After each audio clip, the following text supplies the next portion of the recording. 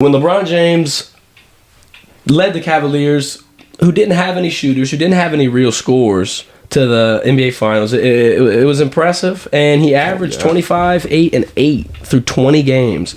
However, Luka Doncic is creeping up on those numbers. Luka Doncic is averaging right now 31 points, 10 rebounds, and 7 assists. Wow. So these numbers are close, and Luka Doncic is entering an interesting point in his career. He's got more experience than the average player.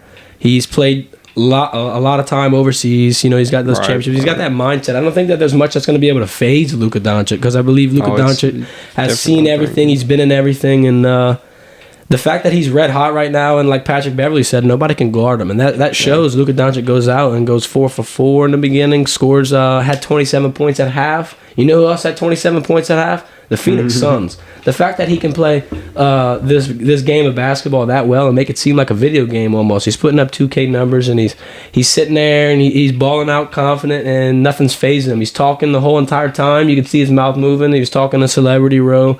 He's talking to Jay Crowder. And it seems like his confidence is at an all-time high. And once Luka gets to that point, he's almost unstoppable. Same thing for LeBron James. Same thing for someone who's going to be playing this next series, and Steph Curry. How do you see the Western Conference Finals unfolding?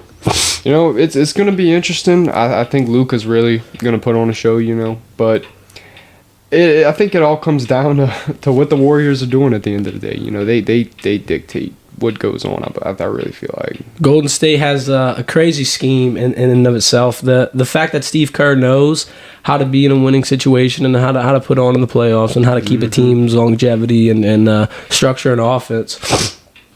That experience with the Chicago Bulls he had, I think, is a big factor. Yeah. I mean, he's seen Phil Jackson in the works. He's seen Michael Jordan in the works. He knows what to do, when to do it, how to do it. Another thing why the Grizzlies and Warriors series was so close was because there was a lot of players hitting walls. There was a lot of newer guys like Jordan Poole and whatnot, figuring out how to get through their first slumps in the playoffs. Jordan Poole performed horribly. There was at one point where the NBA Super Boost on FanDuel was relying on Jordan Poole to make 3-3-pointers. And, Klay Thompson and Steph Curry are good for it, but Jordan Poole had one bucket all night. And it was a three-pointer, but it just goes to show he's been in a little bit of a slump as of late. I think if they can get Jordan Poole a little more comfortable, and they can get him a little more set into the NBA playoff atmosphere. No. Now you got Clay, Steph, and Jordan. It'd be impossible. Shooters, these guys, and then someone who can drive like that. If you can get all these guys active and the shooters consistent again, I think that this series will be wrapped up rather quick. It might be a 5-game series. The Warriors can take it quickly.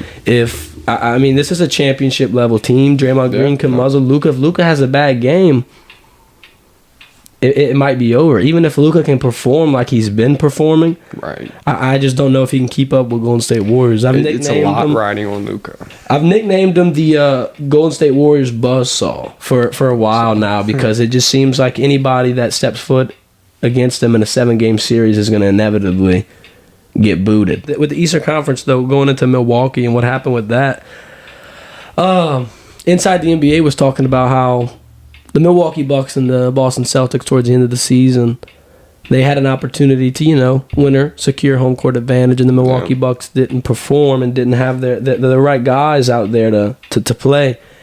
And they wound up losing the game, which wound up losing home court advantage, and we saw just how important that was throughout the Eastern Conference final or Eastern Conference semifinals. Boston is probably one of the toughest atmospheres to play in the country in terms of sports. I mean, you got teams like the Patriots, teams like the Red Sox, like the Bruins. You got all kind of tough fans, tough guys. How do you feel about Boston's chances faring in the future of the NBA playoffs? Going forward in this next series in the finals, and just overall, I mean, you saying and the finals, like you kind of. I'm leaning for him, man. I really am.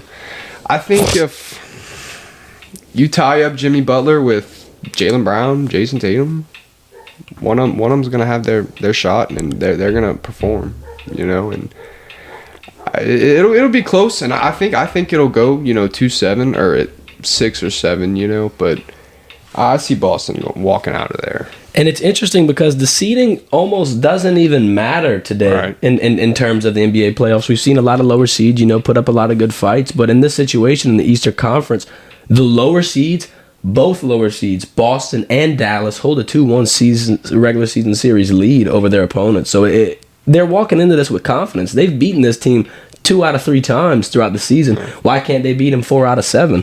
With the way Tides are looking and with the way the games have been played, the speed they've been played, and just now we're in the playoffs. It's do or die now. I think that the energy that these teams are putting out, they got their backs against the wall. They got nothing to lose. They're going out there. They're playing hard. Boston Celtics have a good defensive scheme. Defense does win championships. And when you can muzzle the defending champions like they did and completely work them, I think that speaks volumes about what your team is capable of and what the future might look like for the Boston Celtics. Definitely says a lot.